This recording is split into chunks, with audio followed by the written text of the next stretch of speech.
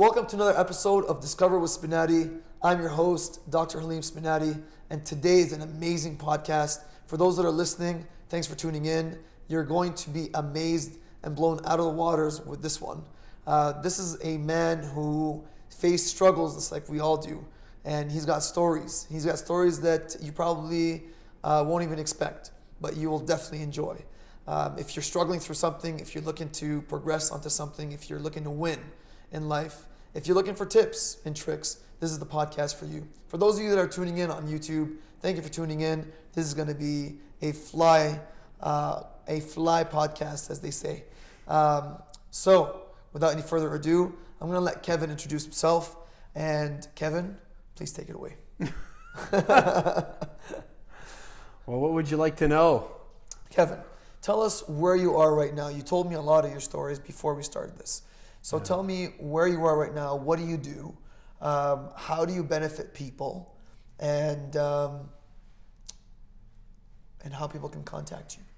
Well, noscheduleman.com is the easiest way to answer all those questions. So I'll answer the last question first. Okay. How's that? Okay. I do a number of things, Halim. I'm a professional speaker. I host an inspirational event series here in London called momondays London, which is kind of like TEDx meets The Tonight Show, where we run an event one Monday a month. And I have a company called No Schedule Man Brand Media, where I help small to mid-size businesses that want to stand out, connect, and grow as a marketing message and brand strategy consultant and co-creative coach. And really what I'm helping people do sounds almost too simple, but I'm helping them be themselves. Most people don't understand what that is. That's actually not simple at all. It sounds really simple. It doesn't sound like much. But especially on the marketing front, after we do a workshop or a presentation or something like that, and people that you could see the light go on, and sometimes they say, "Oh, you're just asking me to be myself." I'm like, pretty much. And then the next question that comes is always, "How do I do that?" Yeah, that's right. What do I say? That's right. Where do I say it? Right. How often do I say it? Right. How do I share it? And let me guess, at that point, you're like, no, you're missing the point. Just be yourself. Well, it's more of a loaded question or an idea, I think, than we think it is, and that's what I've lived, as you kind of alluded to in your opening. And when I hang my hat on the banner of No Schedule Man, I used to think that there was a system, 5 steps, a map, a blueprint, a pill that you could take, a way that you could do life right. And I tried to do all that stuff, and it didn't friggin' work. Okay. And I don't think the journey is linear, and it's different for all of us. One's not better or worse than the other. It's just that we've all got unique desires and values and things that we want to do and experiences that we've had. And, we've all got different places that we've been and we're going. So being a motivational speaker, you connect with people on a different level. So how is it that how can you convince someone to reach deep down inside to be themselves when they haven't been themselves for the amount of years that before they met you? How do you do that? How do you allow them to disconnect from their past and reconnect with their inner self? I don't try to. What I do is I show them what's right in front of them, but they're missing because they're so busy looking for something else, and then they draw their own conclusions. Happens every single time. So do that on me. Do that on me. Okay, we're on video. You're a lot more aware than most people, though. Okay, but I can share with you how I got there. But tell me how would you, like, let's say you have some dude here, not me, okay? What would you tell me? What would you hypnotize me with? What would you strike me with? Well, if we were talking about like mindset related stuff, one of the things that I've kind of become known for is about the turtle. Okay. And the turtle follows me around. I used to call my online community the Turtle Tribe, and we've kind of rebranded that now. I give little turtles away everywhere I go. And okay. One of the ways that I share that is when I tell the story about living the right way, never let them see you sweat, put on a brave face, when the going get tough, the tough get going, all that kind of stuff. And then I did all that, and then I ended up in the ashes anyway. And when I was trying to move beyond that and find a better mindset and operating system for going forward, that one of the things I started to do was watch movies that I thought were going to make me feel better, inspirational films. And then one of the ones I picked up at that point was the original Rocky film. Yeah. You're a Dread, 1976. Yeah. And then when I watched that all the way through, I noticed a couple of different things in it. First of all, some people weep with emotion at the end of that. They're so moved by it, even though he doesn't win, doesn't get the trophy. I find that really curious. But the other thing is that you're looking at somebody who on the surface, a man who looks like he's chiseled out of granite in a violent sport where you impose your will on other men, Eye of the Tiger, the Italian Stallion, and all that other kind of stuff. But that I noticed when I watched that film and then all the subsequent films that there's an animal that's in every single one of those movies. And I ask people if they know what it is. It's turtles. Rocky's got pet turtles. Why does Rocky have pet turtles in every single one of the movies, including the Creed spin-offs? Look, you'll see them. Okay. In fact, I've learned that I'm going to go back and actually... You'll find them. Apparently, Sylvester Stallone still has the two turtles that actually portrayed his pets in the original film in 1976. So what is it about the turtles that you picked up from? Well, you know the old fable of the tortoise and the hare? Yes. Watch Rocky again and you tell me who the tortoise is and who the hare is. Rocky's the tortoise. We see Italian Stallion, Eye of the Tiger, picture of strength, violence, imposing your will, and yet there's never been a more aw shucks, innocent, loving character put to screen than Rocky Balboa. He's got the turtles because he's in love with the girl at the pet shop, Adrian. And he wants to have an excuse to go and buy food for the end, but he could have done that with a dog, a cat, a pig, a hamster, a gerbil, a goldfish. Why turtles? And if you look up the mythology of what a turtle stands for, of innocence and motherhood and endurance and perseverance and longevity, the world is shouting at us to be the lion or the shark or whatever else. Well, the turtle's going to be swimming 50 years longer than any of them cats are around. And in that film, if you go back and you watch it, you'll see that Apollo Creed with the flash and the dash and wanting to put the show on and everything else, he's the hare. Okay. Rocky just wants to challenge himself to do his own thing, to run his own race, and he even says in this, I want a shot, I want to go the distance. And there's a little bit more to it than that, but usually when I point that out, that's one of the examples that I use. It's around about that time that you'll see people's eyeballs shaking. Okay. Because they don't need me to tell them. They already know. They're trying to figure out how to be the first hare to keep the engine pegged at maximum RPMs without taking a break. Right. And it doesn't work. We know it doesn't work. So what I'm asking people to do is to slow down, run their own race at their own pace, and be themselves. So how do you do that? If you're running full tilt, if a man is running full tilt, a woman is running full tilt, how do you get them to slow down? How do you get them to even realize they're running full tilt? All I can do is show them things through a different perspective. But as far as the getting them to slow down, I share in that talk as well that you'll figure that out sooner or later on your own. You either will deal with that now or you'll deal with it later. Okay. Because you'll crash if you're not going at a pace that's sustainable. In the marketing world, and you're asking about the perspective and whatnot, if I'm doing something related to that in communication, I'll point out about how we don't communicate with each other as human beings the way that we advertise at each other. And what I'll do is just take some really simple things that sound like ads and marketing speak and then put them in a human situation, and people immediately see how off-putting and creepy it is. Right, of course. And then I don't have to tell them to look at it differently. They've already got it. And that's usually where it's like, wow, okay, I see it. Now what do I do? Okay. Well, I can't be the one to tell you what's important to you. Okay. I don't know, but you know. So how do they figure it out? How do they go through that journey? How do you push them into that direction? Well, I can only push so far. I can only open the door up to give them a different lens to look through. It's up to them whether they want to walk through or not. So people right now are listening or watching, and they're saying, okay, Kevin, I want to get in this mindset where I want to be myself. How do I start that journey? How do I start that process? And how do I know I'm actually on that journey, or whether I'm trying too hard, or whether I think I'm going in that direction, but I'm really just trying to imitate someone else? Well, where you ended there is where I would start. Do you even really know who you are? Okay. So introspection. And what you want. Are you clear on what your values are, who you are, what matters? Are you doing some version of what you think you're supposed to be doing, like I was? Is there space? Is there room in that, those sort of divine inspirations, those impulses that we get that seem to rocket out of nowhere? Do you even hear them? Do you know that they exist? Do you honor them? Do you act upon them? Or are they just completely shut out because, no, that's not the way that life is supposed to go? I talk about 4 different words, or what I call the 4 keys to contentment, that are things that I look at that I didn't have in my vocabulary that I do now. They're awareness, acceptance, forgiveness, and focus. And awareness alone, we could be here the whole rest of the evening just talking about that. How would you choose to feel? Somebody asks themselves that, they're going to get all sorts of information and a lot of follow-up questions just by asking that. About anything. How would you choose to feel about it? Well, how am I feeling now? Why am I feeling that way? What am I thinking? Why am I thinking that? How have I been making the decisions that I've been making? What's been the result of them? How well are those serving me? How would I like them to be different? How will I have to choose differently in order to get a different result? On and on and on and on and on we go to really learn about ourselves and what matters. That's a deep well.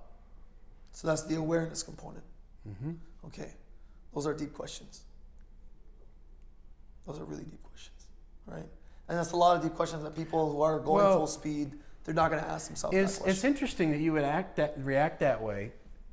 Is asking yourself, how would I, because I agree with you, except that I wish it wasn't like that. Like how vulnerability gets celebrated as this enormous act of courage. Because when somebody comes to me and they say, and I get this a lot from speaking and the podcast, like what you do and whatnot, I hear a lot, I can't believe you allow yourself to be so vulnerable. But when I'm being what other people call vulnerable, what I'm doing is telling the truth about how I feel. That's all. Right. But you have to also know, and I'm sure you know, a lot of us, we hide behind a curtain. Well, absolutely. And so I'm saying that in a matter-of-fact tone after having worked through massive piles of anxiety to get to the point where I even recognize that. So I don't mean to be flippant about it, but it is pretty fundamentally simple that we would celebrate, as a heroic act, just speaking the truth. You should be feeling pretty comfortable and free to speak the truth about how you feel, shouldn't you? Right.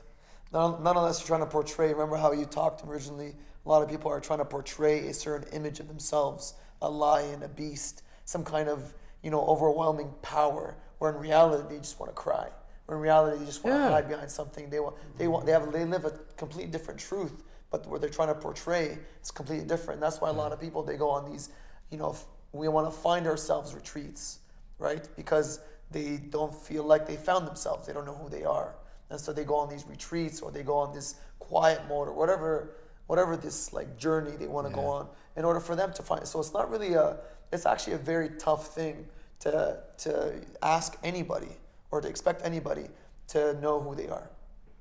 And you alluded to it very, very nicely. And you said that you wouldn't know all this. You wouldn't have come to grips with all this information that you have right now without all of the tumultuous journeys and the struggles and the efforts that you had to go through in order for you to reach that spot. Because prior to that, you were the hare. Yeah. Right? Yep. So then my question then to you is, for someone to find themselves, is it not always essential for them to go through a lot of hardships? Not necessarily. No. Clarify, please. I don't think. I think what we're talking about here is emotional intelligence, or whatever phrase like that you want to put to it. And I feel that as a species of humans, we're not nearly as good at communicating effectively as we think we are. That a lot of us don't even know what we're saying to ourselves and how that's affecting us, let alone to other people. So what I'm seeing in my own experiences is the generations turn, we get a little bit more and a little bit more and a little bit more proactive about this. My kids are light years ahead of where I was in terms of how they can process all this stuff. And I'm having different conversations with them that I never would have had, say, with my parents. But I've also observed through people that have been guests on my podcast and others that I've come across that there are sort of two columns. There's the larger one, the majority like me, that get into life a certain distance and there's an implosion of some sort, that at least offers you the opportunity to consider a different perspective or start asking bigger questions. I don't want to throw the term midlife crisis at it, but you don't have to. But it's I see it all the time in the people that pull me aside after I do a talk, or just of what they're going through. That there's an emptiness, or there's an anxiety, or there's like a hum, a disquiet, a discontentment that they just can't quite put their finger on, and it's like we're trained to reach for something external of us to try to fill a hole that we can only fill ourselves. And then the other group, to me, that I've observed is a group that seems to have had some sort of dialogue and emotional awareness support system, I guess, or environment that they've been nurtured along in right from the get-go. That it's not to say that they don't encounter bumps along the road, because we all get sick, lose people that we love, have things happen in life. It's just part of the human experience. But it's how we respond to those things that determines, in a large part, what's going to happen next, and how they feel, and how large they loom in our experience, and how far off track they throw us when they happen. So you're saying that there are two columns of people: the majority, which is like you and me, and then there's the minority, which basically they have the support system, this emotional intelligence, as you called it, this keen awareness of their surroundings as they grow up. And so yes, they face difficulties as they grow up, but they've already been trained to think in terms of self-awareness. Yeah, if you've been taught and you understand about taking personal responsibility, and you've got some emotional intelligence tools at your disposal and things like that, you're light years ahead. It's not what happens to you. Stuff happens to all of us. Right. There's no way to go through the human experience and not have stuff happen. Of course. That's how we respond to it. You'd be a robot. Yeah, so but when we're trying to fix everything external from us so that we can feel happy, it's a road to nowhere. You're giving all your power away. Right. But until you can learn that, you're you're kind of the tail wagging the dog. So then what would you tell someone if someone isn't happy with where they are right now? What would you tell them would be the 3 top steps that they would do for them to get in that direction of happiness? Well, now that's a big question. Because what does not happy look like? Because depending on degrees of where people are with something like that, it could be serious situations maybe that need to be attended before. I guess I would wonder, what does happiness even look like, according to them? So you know how you have your 4 definitions or 4 keys of contentment? Yeah. So you have, I forgot them. Awareness, acceptance, forgiveness, and focus. And I would start with awareness. Like words, Halim, like contentment and fulfillment, things like presence, things like that, weren't even part of my vocabulary not all that long ago. Okay. So it's, and I didn't really know that I wasn't happy. I just thought that that's how life was. Right. And I feel like a lot of people are living like that they're suffering without really knowing that they're suffering, because they're thinking, well, this is just how the human experience is. Right. Yeah, as opposed to believing that well-being is your natural state, and you're either in tune with that or you're not. And if you're not, well then why are we disallowing that? What's in the way? What are you resisting? What are you doing or believing, saying to yourself, or inviting into your experience that's hurting you? I mean, that's really subjective in an individual thing. So you don't have top 3 tips for someone to take home? Be like, all right, step number 1, do this. Tip number 2 is do this. I'm a big, I don't like the 3 secrets to model. Okay. Well, I would also say that it's, again, I mean, your first thing would be to start asking the questions and be open to that change in perspective. And, can you even allow yourself to rattle around some of those questions? What would make me happy? How would I choose to feel? What do I really want?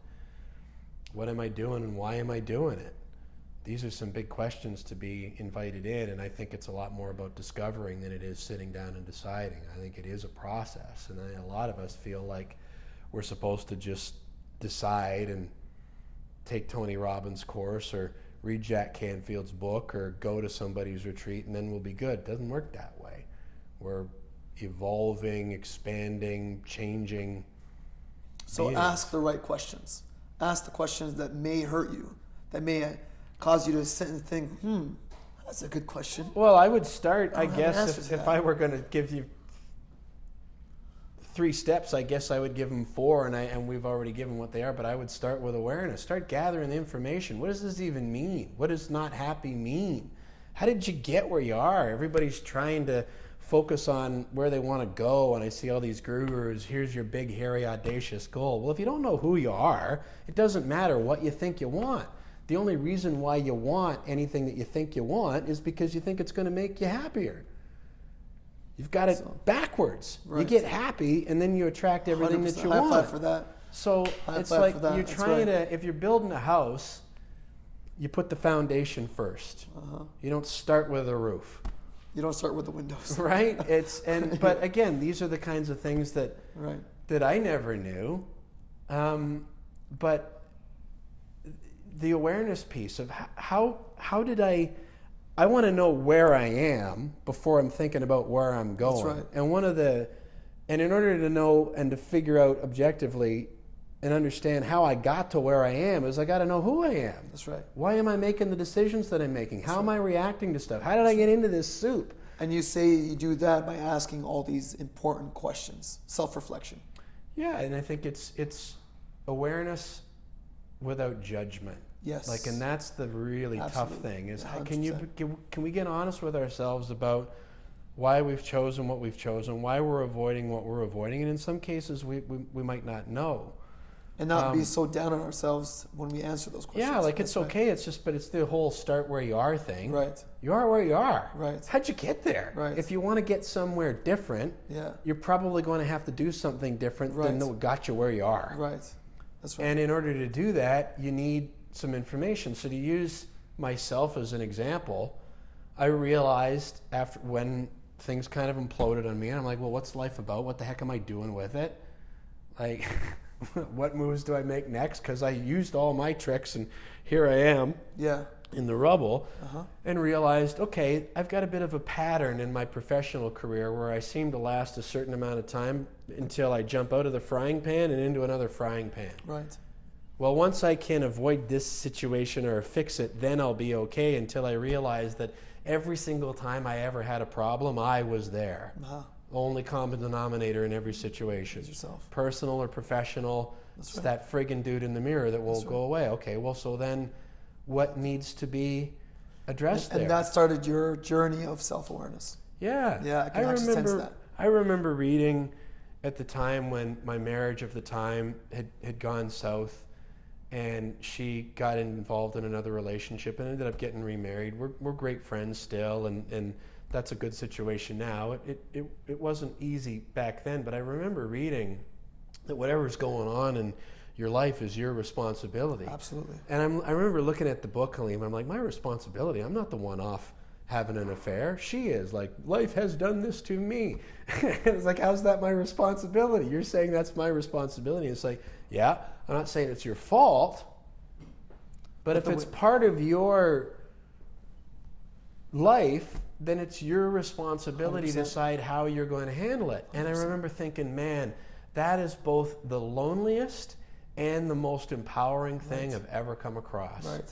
And we're not having those conversations with each other, with our families, with our kids, in our schools. Right. We need to have that Because conversation. it's true, because once you take responsibility for your own life, that's when you can change it. Yeah, that's the only thing you have the power to change. That is it. People come to me and they go, well, how do I fix another person? How do I change another person? You don't. Right. That's right. You know how, a lot of people adopt the woe is me, I'm the victim, feel sorry for me, all that. As soon as someone adopts that kind of mindset, then you can't change. Because now they're blaming everyone else. They're blaming their circumstances. They're blaming their past. They're blaming wherever they are. Yeah. But once they take it in, they're like, well, I'm the one that got me here. Yeah. And I'm the one that can get myself out. That becomes the click. That's it. Yeah. Changes just happen right there. Yeah. And then they start on their journey. Yeah. Step number 2, after awareness, is it forgiveness? You're starting to remember them. Yes. I would say acceptance. Acceptance. And there are 2 sides to that. The first is the one straight out of the Serenity Prayer about the ability to accept the things you cannot change. sometimes things are the way they are. The more we rail against them, the more pain we cause ourselves. And yet we all do. So you got to accept. You got to accept your situation. Some of them are what they are, and Right. you know, we got snow outside here today. I don't agree with that snow. I'll be more happy once somebody does something like. Yeah. Yeah, you're fighting. Yeah. I got to build a wall against the snow and keep it all out. Maybe I can build a dome over the city and I've just imposed my will on it so that then I can be happy. It's just like, please, like Yeah. it's you're drinking poison Right. and hurting yourself. Right. But so many of us do it. The other side of it is what I call gratefully and graciously allowing good things into our lives. Okay. Anybody that you've ever met who's a people pleaser really struggles with this. Uh-huh. They can't allow somebody else to do something for them because they've got their identity pinned on how much they're always doing for everybody else, and then they deplete themselves, the gas tank goes dry, and they crash. Mm-hmm. In my case, I give an example in these talks that I do, Halim, about not even being able to accept a compliment. Okay. And why is that? Well, I didn't know any better. The dialogue that was running in my head was, I want to show people that I hold myself to a high standard. I don't take myself all that seriously, and I'm really willing to work hard. And that dialogue sounded good in my head. But so maybe, like in the days when I was running an event management company, maybe after we had a trade show, and somebody came up to me afterwards and would say, hey, Kevin, like that was great. Good job from you and your team. And I would say something like, well, thanks, but we didn't get anywhere near the crowd that we wanted, and you know the last two booths on the road didn't go right or whatever. So you weren't else. appreciative of your current circumstances. I was always just driving myself down, and what I didn't understand is that here, whether I think the other person is right or not, they're trying to give me a gift. Right. They're taking some light and they're handing it over to me. And not only am I not allowing that into my experience, I'm handing them a bag of dog crap back. Right.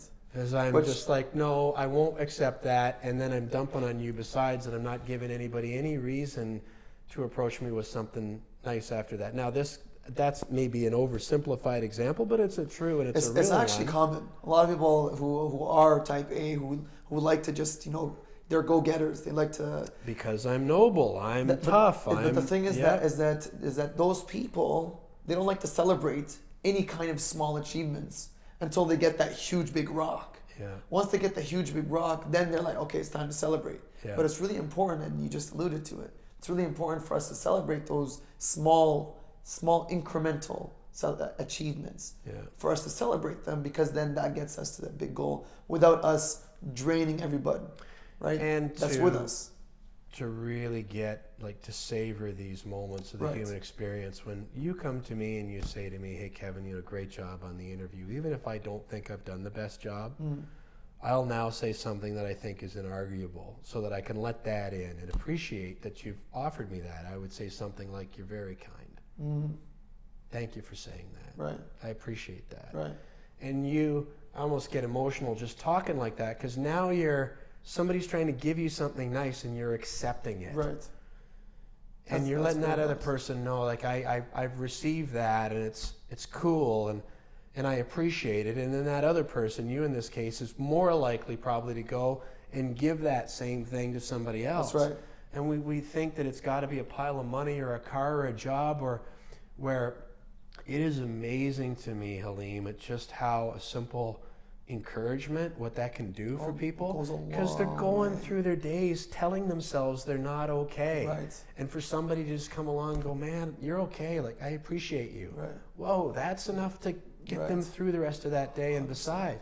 Well, then if you amplify that to, can you let me help with the dishes? I'd like to take you on this trip. Can I help by bringing anything for the visit? And we all have relatives that have done this, that it's no, I'm going to be Superwoman or Superman or whatever. Right. And what you're doing is you're grinding yourself down. Right.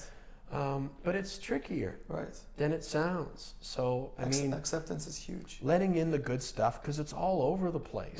Right. I know 100% it's all over the place. I know there's darkness in the world, but there's so much light too. But you 100%. got to open the friggin' blinds and let it in. High five for that. That's awesome. So that would be number 3. Forgiveness. Forgiveness is the biggest one. It's the biggest superpower because it's disguised as weakness. Forgiving yourself or forgiving others? Both? The best thing that I've heard about forgiveness, the summary is that to forgive is to let go of completely. So To forgive is to let go of completely. Whatever is weighing you down, is it serving you well? Like we're back to, I'm not happy. What's making you like, is it helpful? Whatever that is, because if it isn't, let it go. Too simple. Number 4. Too simple, eh? It's the hardest one to do. It is the hardest thing, but the message is simple. It is. The message is simple. Don't you think so? Yeah, I do. Yeah. And it's where so many of us get stuck. Yeah. Because we're looking for excuses that it shouldn't be that simple, because that's cruel with like horrific things that some people have to carry around. But the choice, the mechanism, it's still the same. That's exactly right. And actually, it all ties in together. Because if you're aware of who you are, then that makes it a lot easier for you to accept compliments or whatever it is. And it makes it even easier for you to forgive. Yeah. Because you know who you are. You're not hurt by small things. You're not hurt by your past. You know who you are. And I would actually argue that you being a media personality, you being on the radio and so on and so forth, having your podcast, that actually helps you become more self-aware, which helps you be the person who you truly are, which helps you accept, which helps you then forgive. Am I wrong? Oh, I don't know that you're wrong. You could be right. Okay. I know of a lot of people in the media who are not self-aware at all. Okay. Because they're the persona more than they are the real person. But you. that's a whole other, but I can see what you're getting at. I got you. I think it's still down to an individual job. But yeah, it's is it helping me or is it hurting me? If it's hurting me, I have the choice. I can either carry it with me or I can put it down. Which do you want to do? Yeah, but this was really, it's the same choice. You have the choice. It's the That's same the thing. choice. You have the choice. And it comes down to you. I'm not saying that it's always easy. Uh-huh. Simple and easy are not necessarily the same things. Absolutely not. So I don't ever mean to be cruel or talk down on anyone's experience, but we both know, I'm sure, I know I do, people who have been through things that no one should ever have to live through. Right. That have chosen love and kindness and have chosen that they're the only ones who get to define themselves. Right. And how they're going to choose to live their lives from where they are now going forward. I'm living through my present moment in the windshield. And if I live in the past, then I'm hauling all that with me. And it gets heavy and you break down. Of course. And the only way to really free yourself of that is to let it go. Right. Forgive it. Right. That's awesome. That's awesome. Number 4. Focus. Focus. I love that. Energy flows where attention goes. That's right. Hashtag Tony Robbins. They all use it. That's right. It's true. Yes. So then the question would be, what's got your attention? Right. You know what? I know that's the 4th thing, but to me, that's the first thing. Okay, well, so see how they kind of go in the wheel. If I could, I'd show you the logo of what started as the Turtle Tribe, my online community, that has those 4 words in a circle because they all okay, that makes sense. They all feed into each other. And a circle doesn't have a starting point or an ending point.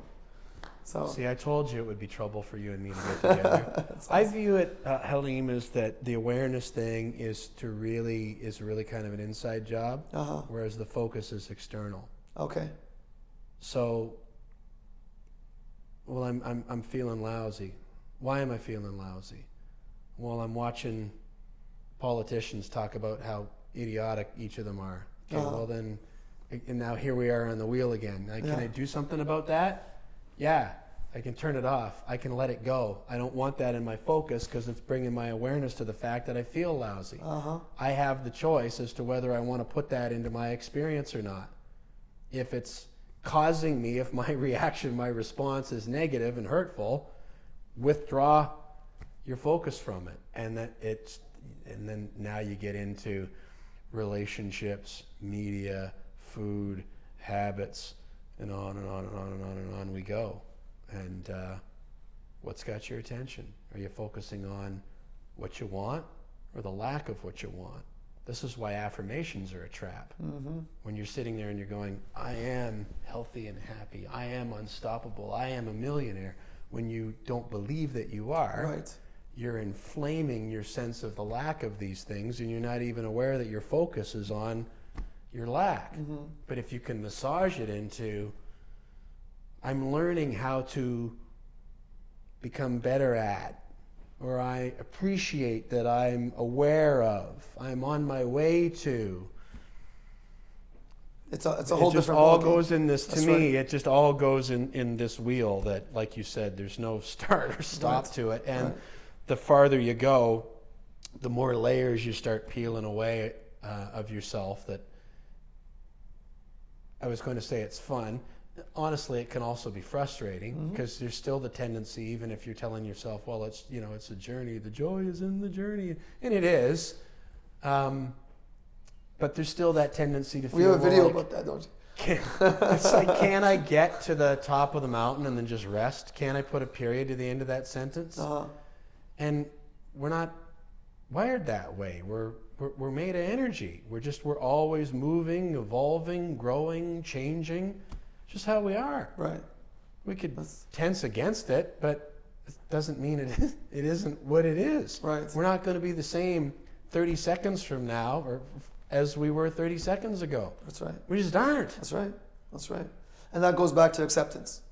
You have to accept your current situation. See, you're now no schedule man certified to go, and yeah, you don't even need me anymore. I'll tell you what, I'll host the next podcast. Okay. You can go out and you can host the next few Mondays. Okay, sounds do good. the talks. And you know what? And I appreciate it. We've drilled a lot further into this than just about anybody else There you go. has asked me to, because a lot of the conversations that I have about some of this stuff related to people running their business or their marketing, Right. and then it translates into, you know, why do you do what you do? Right.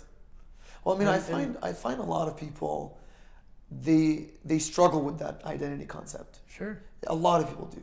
Yeah. And it carries on. Like, you know, we think that the identity crisis is when you're, you know, a teen.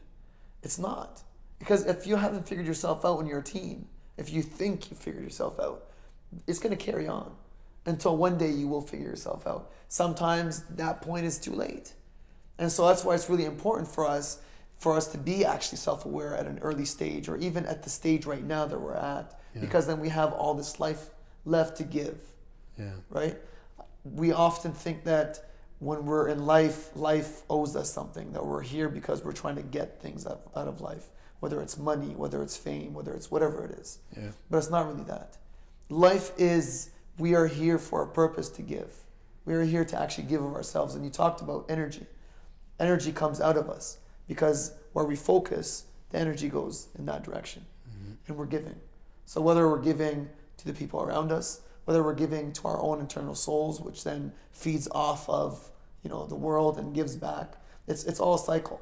So that circle that you're talking about, me being certified with no schedule man certified, that all falls in place. That all falls in place. And I think life is beautiful that way, because once you externalize things, once you become the person that you are, then you can shine. Then you can stand out. Right? And that's your whole point. That's your whole message, is that you have to stand out. For you to be successful, you got to stand out. Okay? You can't be like the same as everyone else. Steve Jobs didn't decide to be the same as everyone else. Elon Musk didn't decide to be the same as anyone else. Yeah. Arnold Schwarzenegger. I mean, you can go on and on. Yeah. Right? So once you identify that, become different, or become yourself, then automatically, once you become yourself, you're different, and then you start to shine. Yep. That's it. And yet, in this whole, into the marketing world and it's all, here's the system. That's it. Here's choose your niche, find your lane, have your problem, offer the solution. Please position yourself as an expert, whatever the hell that's supposed to mean. Like, it's, you mentioned a bunch of them, Walt Disney, Jimmy Buffett, when they're some of my favorites. George Lucas, when he considered Star Wars or created that. Have you ever stopped to consider how nuts that would have sounded in the mid-'70s? Like, the guy got hospitalized for hypertension and stress because everybody thought he was Looney Tunes. Because he had a vision.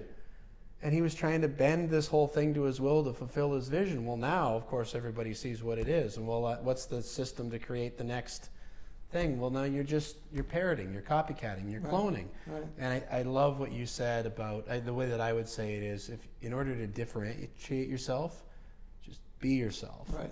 And then the question that automatically comes after that is, well, how do I do that? Well, now we're right back into the circle.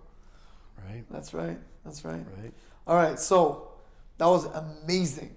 I love that trip that we went on. That was incredible. All right, so take us back briefly, how you got to that.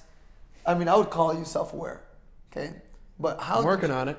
Yeah, so we're all working on it. So how did you get to that? What things did you pass through? What difficulties did you pass through? What things that, if someone's listening to this right now and they're struggling, or they faced the hardships that you faced, what kind of things can you give people as a gift so that if they're going through that, they'll hear it, they'll relate with it, and they'll say, okay, he went through it, he got out of it, now I can do the same thing. So give us a brief synopsis of some things that you can mention.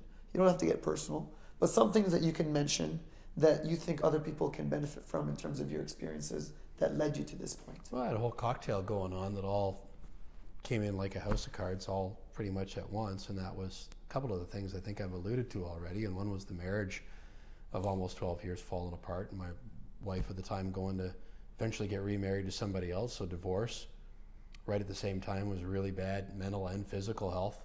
You should have seen me. I couldn't walk without a cane, looked like Yoda in my late 30s. Wow. Because my lower back was so messed up because I was carrying so much tension, was drinking way too much. Haven't had a drop of alcohol in about 4.5 years now, the time I'm sitting and talking to you, but I had just become automatic that I was coming home every night and reaching for a Bud Light. And I'm not saying that other people shouldn't or that it's not okay, but for me, I had to really get honest about, well, why was I doing that? How had I got into that habit? And business.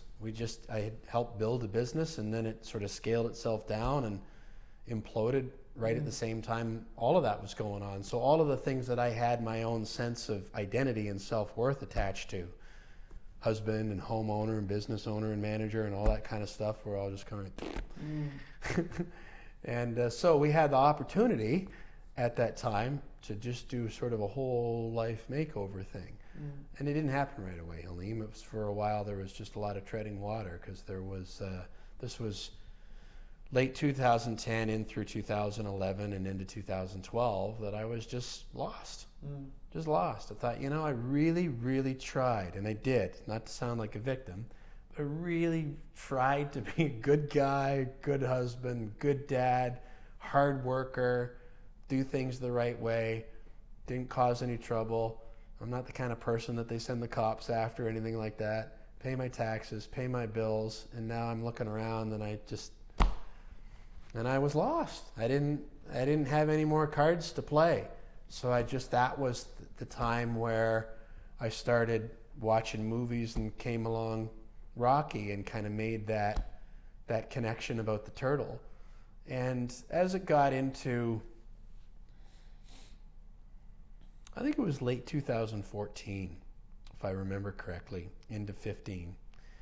I remember there's a fella, I've interviewed him twice on my podcast, a guy named Kevin O'Hara, who runs a YouTube channel called Alcohol Mastery. It's in Spain.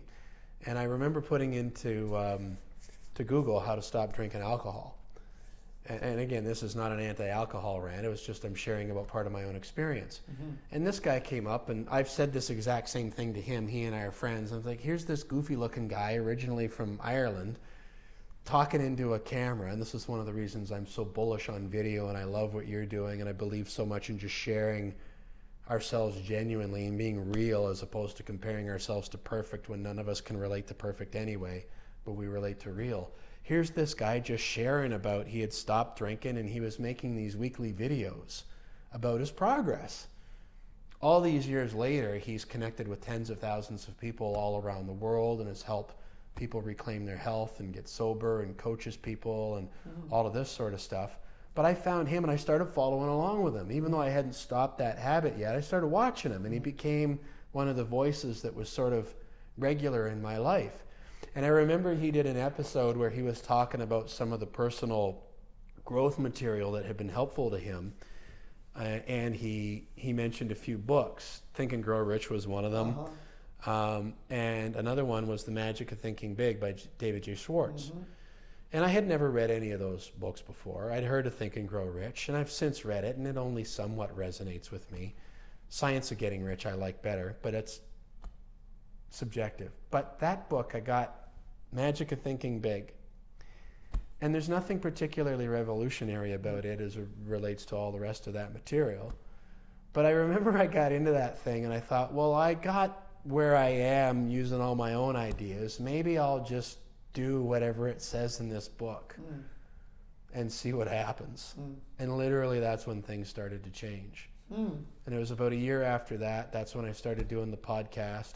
Not because I had a niche I was attacking, not because there was a specific problem I was trying to solve, not because I had a specific goal that I was trying to achieve, but because I was just sick and friggin' tired of listening to myself tell myself why I couldn't or shouldn't do it.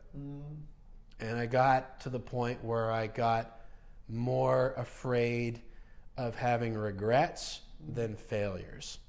Like, I'm okay if I try something and it blows up in my face, because what else could blow up after this that's going to scare me now?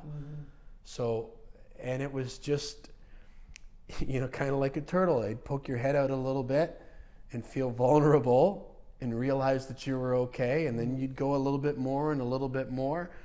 And that's kind of what opened the door to me really diving into that and doing all the discovery that I've done so far that we've talked about here over the last while for myself, and really starting to understand, okay, well, what am I really here to do? What am I good at? What do I love doing? What would, like you hear from the gurus, what would life be like if time and money were no object? What would I want to be doing? And I didn't have answers at first, Halim.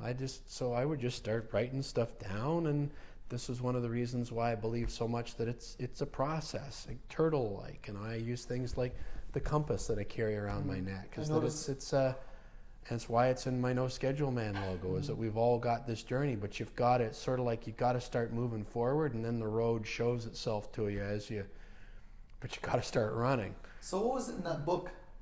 The Magic of Thinking Big?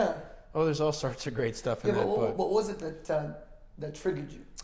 There are a couple of passages in specific that I remember. One of them, he talked about excusitis. Okay.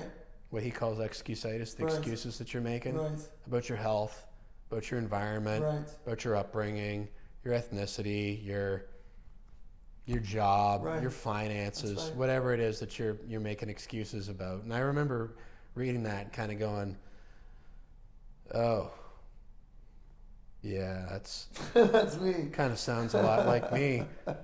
There was another part of it.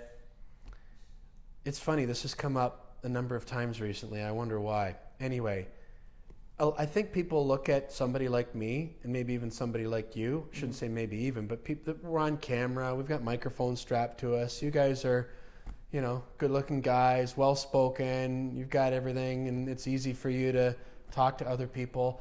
I've always, Halim, been comfortable behind a microphone, or if you put me on stage and I've got to do a presentation in front of a crowd. I don't know why, I just have always enjoyed that and felt very comfortable. But then once the microphone goes dark and the lights are off, I had always been just leave me the hell alone. I have my head down. I want to stay. I have always considered myself very much introverted. Wow. And one of the things that this book, The Magic of Thinking Big, was saying was, you've got to be a front seater. You've got to sit at the front of the room. You've got to speak up. You've got to ask questions. You've got to start talking to people. You've got to initiate conversations. You've got to participate in life, connect with people. Well, this is one of the reasons why I use the word connect a lot. And I looked at that, and just like the excusitis thing, I thought, oh. And so one simple analogy I can give you is, at that point, I'd been going to the same gym for about a decade. And there are all kinds of people that I'd just been passing by, and you just walk by them, and I'd never stopped to introduce myself or said hi or anything like that. And so we're long past that window of opportunity where you stop and go, hey, I'm Kevin, because otherwise it would be weird, right? And Halim, I had to force myself. And I'm meaning I had to force myself to stop and initiate those conversations.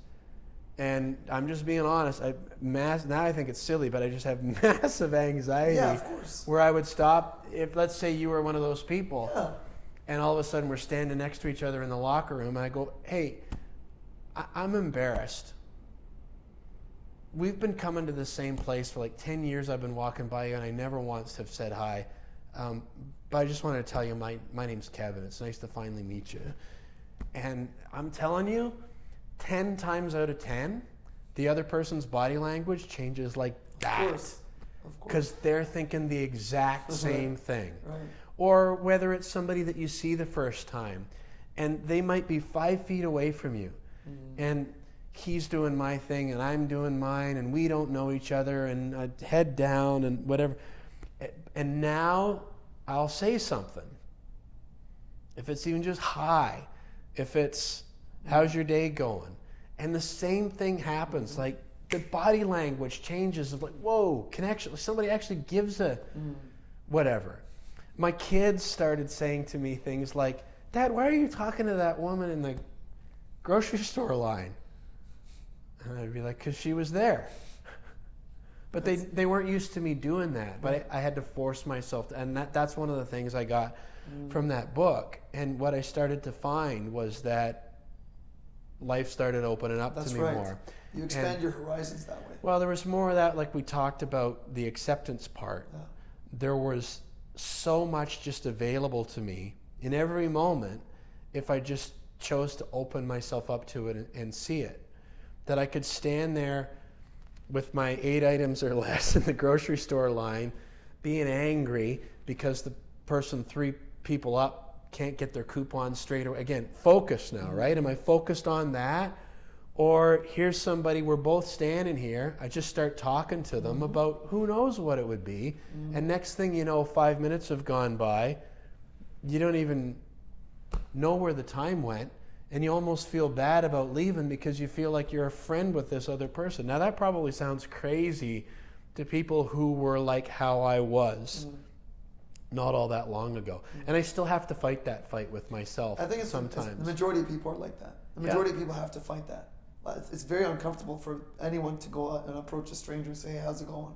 But they're feeling that same way. Absolutely. You know, Absolutely. and it's so, there's an immediate connection, and this comes back to the vulnerability thing that I was, everybody is reckless in a generalization. So many of us are carrying around some version of those own self-doubts, or we're evaluating ourselves, or whatever it is, that there's just this automatic sense, I think, of relief when another person sort of reaches out with some sort of connection without an agenda 100%, attached to it. 100%. You can feel it. We talked about energy a little bit earlier, Halim, and you can feel it. And then when you have that, I started noticing, again, I laugh. I often say in my speeches, if the me right now could get in Marty McFly's DeLorean and travel in time and introduce myself to myself from 7 or 8 years ago, that guy would think that I'm a kook. That's right. Meditation, yoga, affirmations, personal growth, what the heck is like... But I started noticing that I felt good and that I was happy just in moments like this. I'd be having a conversation with, I don't know, could be anyone, the neighbor. And I would hear this little voice go, "Hey, isn't this nice?" And I always, prior to that, I had this feeling like what I now would call contentment was always the result that would come after the next thing. Once I could get the next amount of money, or we could take the next vacation, or whatever it would be. You're saying get that feeling now, before you even get that result. That's what you're saying. Yeah. Right? Well, and the more you get that feeling, the faster those results will 100%. come. 100%. You know, and that sounds really counterintuitive, but my experience is that's how it works. And if Well, it's not even your experiences. The studies have been done on this. It actually shows that people who start with that correct mindset, the mindset of gratitude, the mindset of acceptance, of all those things that we just mentioned, they actually they achieve the thing, whatever they want to achieve, much faster and in a much happier state. And that happiness state actually lasts for a long time. Yeah. As opposed to them waiting for the next thing to be happy. Yeah. Right? So that's awesome. That's awesome. I think that benefited a lot of people. Thank you so much for sharing that. My Now, pleasure. before we end the podcast, where are you, or where do you see yourself 5 years from now? All around the world. All around the world. Yeah. Omnipresent. That sounds a little too godlike for me. I just want to meet as many people as I can. Okay. I want to learn from as many people as I can. Okay. I want to share as I go. One of the phrases I hear myself using about myself is uplifting through a shared example of continual growth, as opposed to trying to teach or push any system on anyone. Like what I do in my online community is I just share. I just use myself as a little bit of a guinea pig. Here's what I'm noticing. Here's what's working. Here's what's not working. Here's where I'm trying to go. Here's what I'm going to try next. This is what's happened. What are you doing? How can we collaborate? How can we support each other? How can we encourage each other? And I want to see places that I haven't seen. I want to learn from people that have had other experiences.